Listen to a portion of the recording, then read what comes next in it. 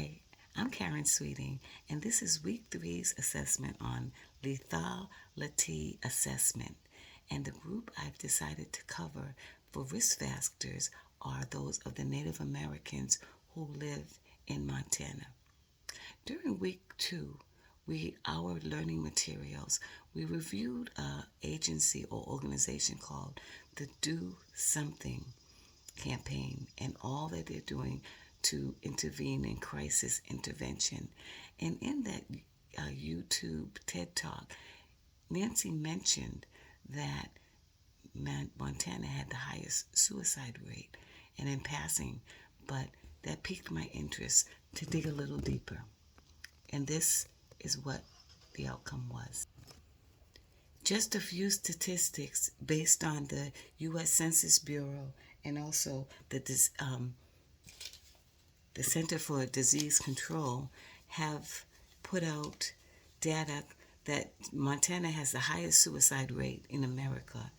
It also has the highest female suicide rate, and among the Native Americans have the highest suicide rates of any age.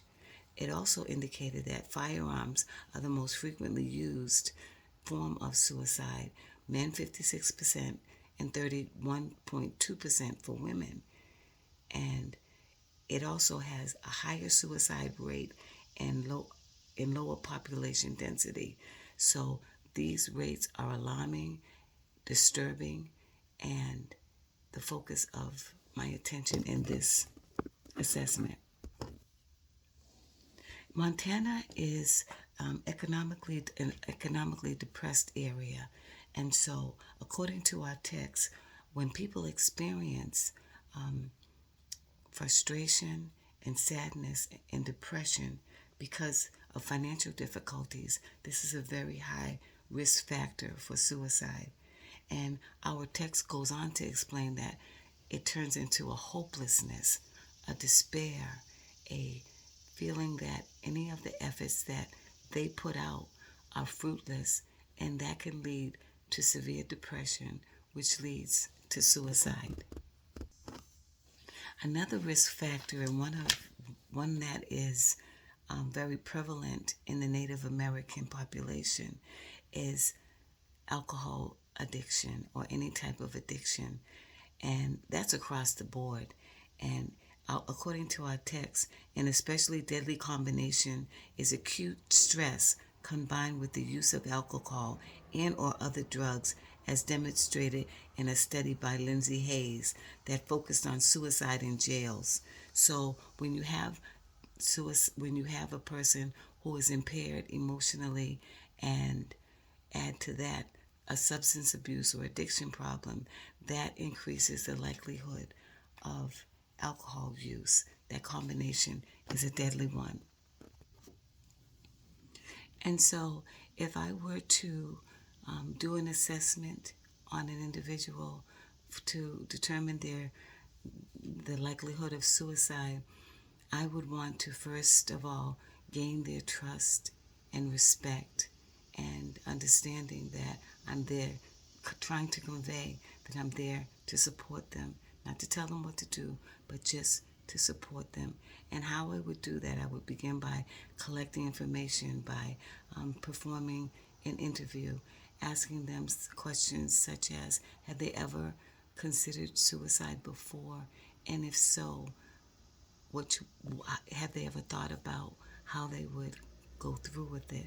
Making that a determination is the number one question that I need to know before trying to see how likely they are at risk and in the severity. I would also gather information and ask them about past incidents. Have they ever tried to commit suicide? Or perhaps if there was anyone in their family who had committed suicide. I would also try to find out if there were any firearms in the family, and or if they had access to a gun. I'd also want to know what their history is with alcoholism or substance abuse. I would start at a high level with the family and then ask them how often do they drink, and ask them questions about how they feel when they drink.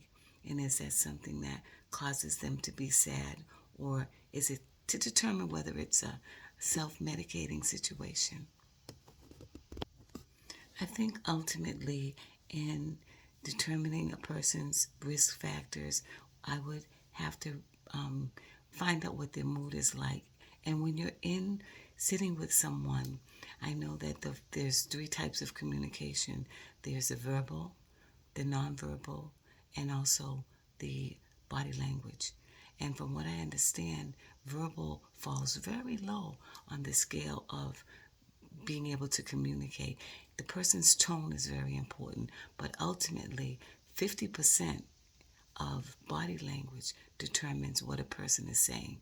So, being in the midst of someone, even if it's virtual, it would have to be a virtual interview. So, I would be able to detect their mood, whether they were melancholy or sad, or if they were triggered by something I said or asked. I think I would be very, very sensitive to that during the interview, which would also lead me to determine the risk, how high the risk factor for suicide, and ultimately sharing with them that I'm there to support them.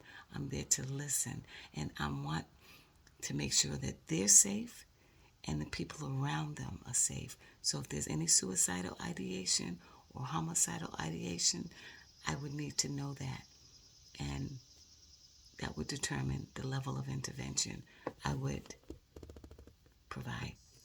According to the APA, they have codes of there's a code of ethics in when you're providing care for an individual.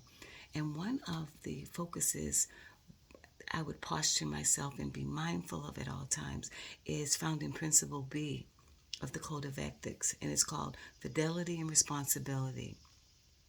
And we have a responsibility, the principle calls for the psychologist to establish a relationship of trust with anybody that we work with.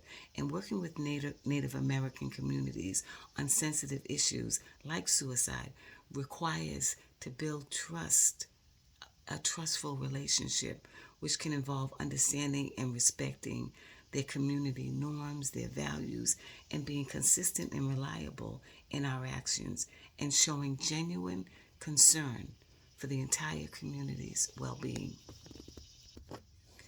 Another principle that I would always consider is found in Principle E, which is respect for people's right and dignity. And this principle emphasizes the importance of respecting the cultural values and traditions of the individuals in the community, because that's a sensitive thing, and being sensitive to their culture is a way of respecting them and their differences from me and my culture. So that's another. Another is justice, which is Principle D. And this principle involves ensuring equitable access to the quality and the services provided to all people. And as an African American, I know that when people tend to understand the principles of justice, it makes me feel so much more comfortable that I don't have to justify my feelings of feeling violated, or being that I'm being accused, or somebody's being prejudiced toward me. So making sure that Principle D is that justice piece is in place is something that is very important, and it's not what you say, but how you say it. So and that comes with conversation, and you can tell when a person is relating to you and I'm relating to them and we're relating to each other. That would open up dialogue for conversation and transparency. Another principle is very interesting is Principle C, is integrity. And the care helper or the intervener should promote honesty and truthfulness. And I think that wrapped up in this integrity piece is the fact that you want to convey that you don't have all the answers, or you have limitations to your expertise, and you want to see collaboration with other Native American healers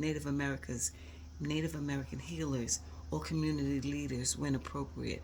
So not coming in with the sitting high, looking low, all authoritative, all-knowing attitude, but being humble and wanting to seek that collaboration.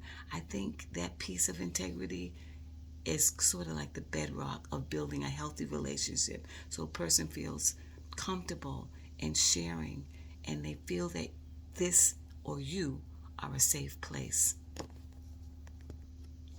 Well, that concludes my assessment, and I want to thank you so much for allowing me to hand this assignment in a little late. I'm all over the place in terms of emotionally with my auntie dying, and now I'm in Atlanta helping my mother move into her new home. I'm in her bedroom now, but her old bedroom. But I'll be here all week continuing my work, my coursework. But I appreciate you so much for your grace concerning this assignment deadline, and look forward to finishing well and learning so much more about crisis intervention. You take care. And thank you.